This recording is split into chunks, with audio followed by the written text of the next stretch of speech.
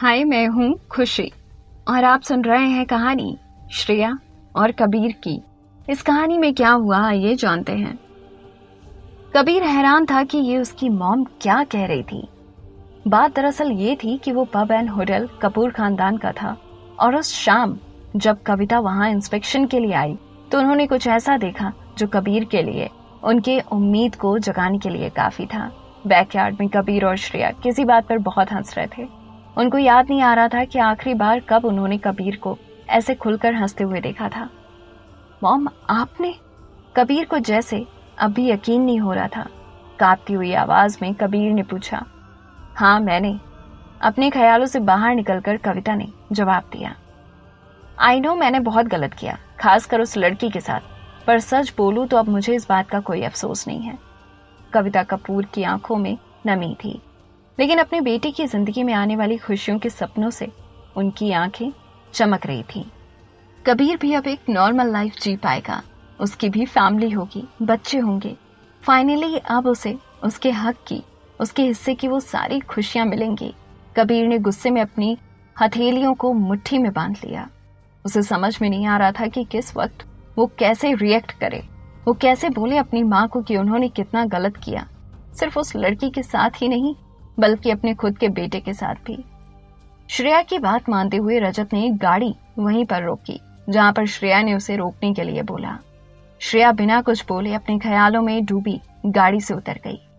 रजत पीछे से उसे देख के ये सोचने लगा कि आखिर उसके बॉस को इस लड़की में ऐसा क्या दिखा। न चलने का ढंग, न पहनने का। कबीर को हमेशा से ही प्राइम, प्रॉपर एंड सोफिस्टिकेटेड लड़कियां पसंद थीं। सड़क पर चलते हुए श्रेया बस एक ही बात से परेशान हुए जा रही थी कि अगर उसके सो कॉल्ड घर वालों के कानों तक ये बात पहुंच गई तो क्या होगा। अपने हाथों की निशानियों को देखते हुए वो गुस्से में उस इंसान को कोस रही थी जिसने भी उसकी ड्रिंक में ड्रग्स मिलाया होगा। कबीर के साथ वो बैकयार्ड की सीढ़ियों पर बैठकर ही बियर पी रही थी। यहाँ तक उसे याद है, फिर उसके बाद क्या हुआ उसे कुछ भी याद नहीं आ रहा था। हाँ, लेकिन उसे ये याद था कि किस तरह से देवेश कपूर ने उसको सबके सामने बेइज्जत किया था। एक और चीज उसे बहुत अच्छे से याद थी कि किस लिए कल वो देवेश कपूर से मिलने गई थी। उसके कानों में फिर से अपनी सौतेली माँ की बातें गूंजने लगीं। श्रेया, लुक एट योरसेल्फ, अभी भी तुमको एक्ट्रेस बनना है। बस यही होगा कि तुम ये एक्टिंग का भूत अपने दिमाग से निकाल दो और शादी कर लो। कुछ रिश्ते हैं मेरी नजर में।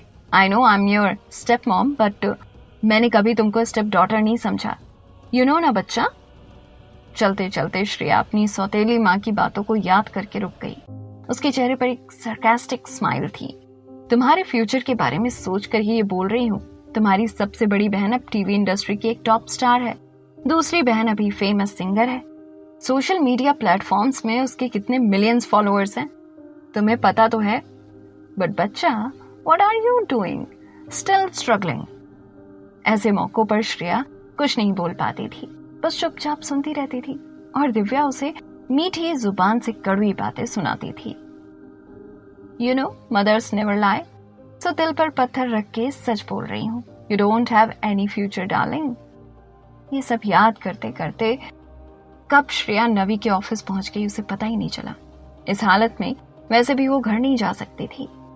देवेश कपूर की फिल्म के ऑडिशन के लिए उसके कास्टिंग डायरेक्टर नवी ने बहुत मेहनत की थी। नवी श्योर थी कि ये पार्ट श्रेया को ही मिलेगा, लेकिन उसकी सौतेली माँ ने ऐसे गेम्स खेले कि वो ऑडिशन के लिए पहुंच ही नहीं पाई। ये कोई नई बात नहीं थी, हमेशा की कहानी थी।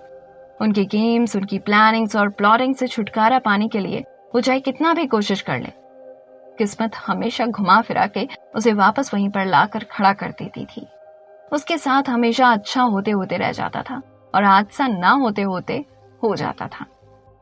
क्या एक सुकून भरी जिंदगी जीना इतना मुश्किल होता है? श्रेया जल्दी से ऑफिस के अंदर गई।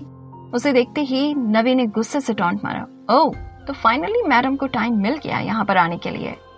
Sorry Navi the, I know मुझे माफी मांगने का भी हक नहीं है, श्रेया ने कान पकड़ते हुए मासूमियत से कहा। नवी उसे सिर से लेकर पांव तक ध्यान से देख रही थी। उसके गंदे कपड़े, बिखरे हुए आधे गीले बाल, आंखों का फैला हुआ काजल और तो और नवी ने एक ही नजर में उसकी गर्दन का लव बाइट भी देख ही लिया था। श्रेया की ड्रेस को पकड़कर अपनी तरफ खींचते हुए नवी ने स्ट्रिक्टली कहा, आई डोंट केयर तुम्हारी पर्सनल लाइफ में क्या चल रहा है। थोड़ी देर में एक प्रोड्यूसर आ रहा है एक साउथ इंडियन फिल्म के ऑडिशन के लिए, और अगर वाकई तुम सीरियस हो अपने करियर को लेकर तो अभी के अभी बाथरूम जाओ और अपना हुलिया ठीक करके आओ। नवी स्ट्रिक्ट थी, कड़वा बोलती थी, लेकिन उसे छोटी बहन की तरह प्यार भी करती थी। उसी ने उसे दूसरे कपड़े दिए चेंज करने के लिए। श्रेया कपड़े लेकर बाथरूम के अंदर चली गई। श्रेया ने अपने आप को आईने में देखा और अपनी गर्दन के निशान को देखकर वो चौंक गई। ये सब देखने के बाद तो किसी का भी शक दूर हो जाए कि कल रात को क्या हुआ असल में। श्रेया शर्म और गुस्से से लाल हो गई। उसने मन ही मन कहा, इंसान था कि दरिंदा, कहीं मुंह दिखाने लायक नहीं छोड़ा उस आदमी ने। कबीर की माँ ने भी जरूर ये निशान देखे होंगे और उस असिस्टेंट ने भी। घर में उसे अब और भी केयरफुल होना पड़ेगा।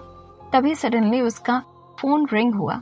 स्क्रीन पर नंबर और नाम देखकर वो थोड़ी सी हैरान हो गई। हेलो, कल रात भर कहाँ थी तुम? उदय सिंघानिया ने काफी गुस्से से पूछा। उदय सिंघानिया कभी भी श्रेया को कॉल नहीं करते थे जब तक बात बहुत बड़ी या जरूरी ना हो। श्रेया के लिए पिता होने का कोई भी फर्ज शायद ही उन्होंने कभी ढंग से निभाया हो। बस लोगों को बोलने के लिए श्रेया के पास एक पिता और रहने के लिए सिर पर एक छत थी। श्रेया ने कुछ देर सोचा और फिर जवाब दिया, शूट कर रही थी मैं कल रात को। वो एक नया श्रेया को अपनी बात को कंप्लीट करने का मौका नहीं देते हुए उदय ने फटकारते हुए बोला, आई डोंट केयर तुम क्या कर रही थी, कहाँ बिजी थी, तुम्हारी हिम्मत कैसे हुई पूरी रात बाहर रहने की? आखिर इस घर को और घर वालों को तुमने समझ क्या रखा है? श्रेया बस चुपचाप अपने पिता की कड़वी बातें सुने जा रही थी, जैसे उसे कोई फर्क ही नहीं पड़ रहा था।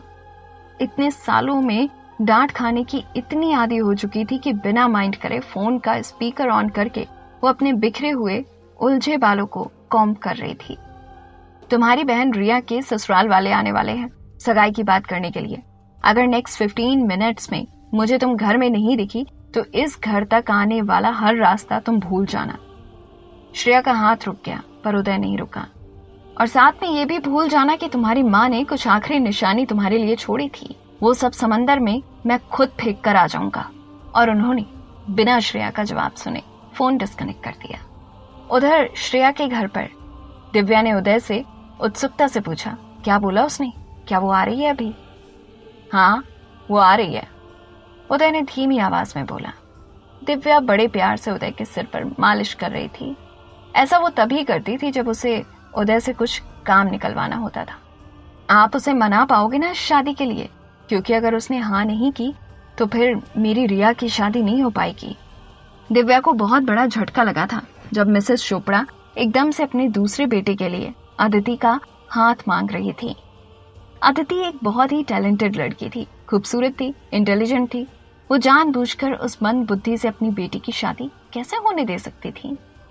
मिसेस चोपड़ा को बहुत अच्छे से जानती थी दिव्या। अगर एक बेटे का रिश्ता ठुकरा दिया तो दूसरे बेटे का रिश्ता वो कभी होने नहीं देगी। वैसे भी चोपड़ा फैमिली को अपने उस मंद बुद्धि बेटे के लिए बीवी नहीं एक केयर टेकर चाहिए था, और उसके लिए श्रेया से बेटर ऑप्शन और क्या हो सकता था?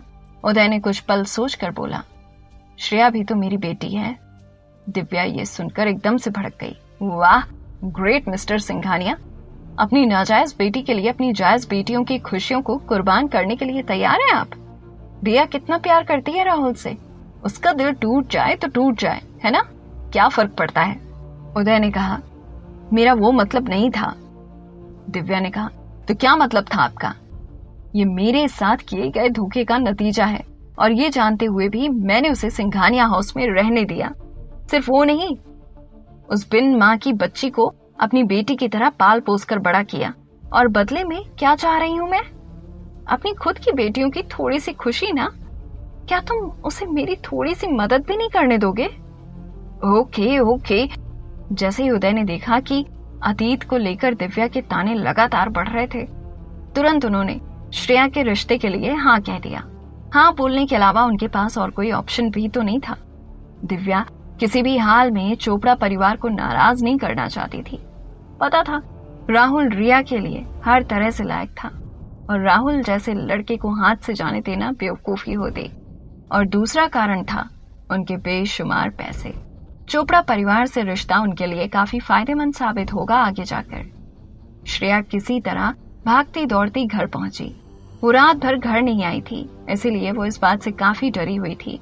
पता नहीं उसके पिता और सौतेली माँ कौन सा तांडव दिखाएंगे।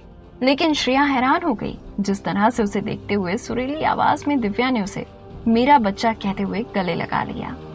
श्रेया बच्चा तुम मेरे साथ चलो, आओ। श्रेया कुछ बोल पाती उससे पहले ही दिव्या ने नकली ममता दिखाते हुए उसका हाथ पकड़कर उसे अपने साथ ले गई। लेकिन श्रेया इस औरत की रग रग से वाकिफ थी। जरूर कोई बात थी, वरना ये औरत अपनी जुबान से इतना प्यार, इतनी ममता की ऐसे उल्टी नहीं कर रही होती। शादी राहुल के भाई से? श्रेया शॉक थी। सोच में डूबी हुई वो बेड पर बैठ गई। राहुल के भाई के साथ वो अपनी खुद की बेटी अदिति का रिश्ता ना करके श्रेया के रिश्ते के बारे में कैसे बातें कर सकती थी? जरूर कुछ गड़बड़ होगी। मैं अभी शादी के लिए रेडी नहीं हूं। जैसे ही श्रेया ने यह बोला, दिव्या के चेहरे का रंग बदल गया। गुस्से में वो लाल हो रही थी, पर अपने गुस्से को कंट्रोल करते हुए उन्होंने कहा, बच्चा ऐसे मौके रोज रोज नहीं मिलते हैं। Think about it. करियर भी तुम्हारा कुछ खास नहीं चल रहा है, इसीलिए तो मुझे अपने करियर पे फोकस करना है मैम। श्रेया झट से बोल पड़ी। दिव्या का गुस्सा अंदर ही अंदर और भी बढ़ रहा था, पर अपनी फेक स्माइल से उसे छुपाते हुए वो श्रेया के पास आकर बैठ गई और उसके हाथों को अपने हाथ में ले लिया। श्रेया एकदम से चौंक गई। उसको डर था कि कहीं उसके हाथों के निशान उन्हें दिखाई न दे जाएं, इसीलिए उसने फुल स्लीव टॉप पहना हुआ था। सिर्फ हाथों के नहीं, बल्कि गर्दन के निशान भी दिव्या ने तभी देख लिए थे जब वो श्रेया को अपने कमरे के अंदर लेकर आ रही थी। कोई और दिन होता तो इस बात का भी वो बहुत तमाशा बनाती, लेकिन आज श्रेया का दिन था। जरूरत पड़ने पर गधे को भी बाप बनाना पड़ता है। श्रेया के हाथों को प्यार से सहलाते हुए बड़ी ही ममता भरी आवाज में दिव्या ने बोला, स्टेप मॉम ही सही, लेकिन यू नो ना darling how much I adore you. Uday ने नहीं, मैंने तुम माँ बेटी को इस घर में सहारा दिया था। उदय और तुम्हारी माँ की गलतियों की सजा मैं तुम्हें तो नहीं दे सकती थी। श्रेया ये सब बातें पहले भी 100 दफा सुन चुकी थी। उसे ये भी पता था कि बिना अपने फायदे के दिव्या कभी कुछ नहीं करती थी। दिव्या ये नोटिस कर रही थी कि श्रेया पर उसकी बातों का कुछ खास असर हो नहीं रहा था और अब वो मास्टर स्ट्रोक के लिए रेडी हो गई थी। अपनी हालत देखो बच्चा, ये क्या कर रही हो तुम खुद के साथ? श्रेया से दिव्या का ये फेक कंसर्न हजम नहीं हो रहा था। उसका दम घुट रहा था।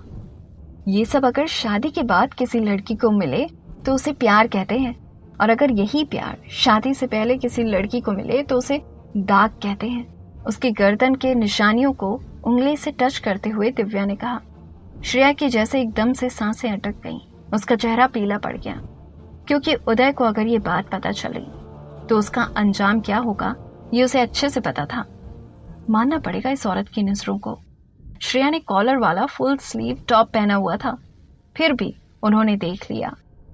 श्रेया के चेहरे का उड़ता हुआ रंग देख के दिव्या समझ गई कि अब उसके हाथ सही नब्ज लगी है।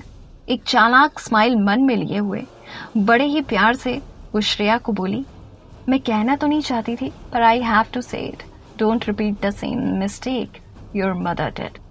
जो तुम आज तक भुगत रही हो, क्या अपने बच्चों के लिए भी सेम डेस्टिनी चाहिए तुम्हें? श्रेया बस दिव्या को देखे जा रही थी। न चाहते हुए भी उसकी आंखों में नमी आ गई थी। वाकई में ये औरत इस कला में माहिर थी।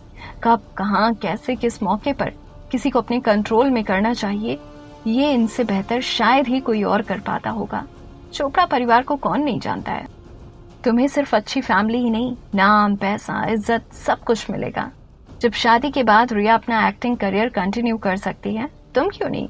आई एम श्योर वो लोग तुम्हें भी सपोर्ट करेंगे। दिव्या की लास्ट लाइन ने श्रेया को सोचने पे थोड़ा सा मजबूर कर दिया। वही दिव्या अब खुश थी कि श्रेया पूरी तरह से उसके कंट्रोल में है। हम तुम्हें फोर्स नहीं करेंगे बच्चा। If you still don't want this, you can say no. और ये सुनते ही श्रेया ने दिव्या की तरफ देखा।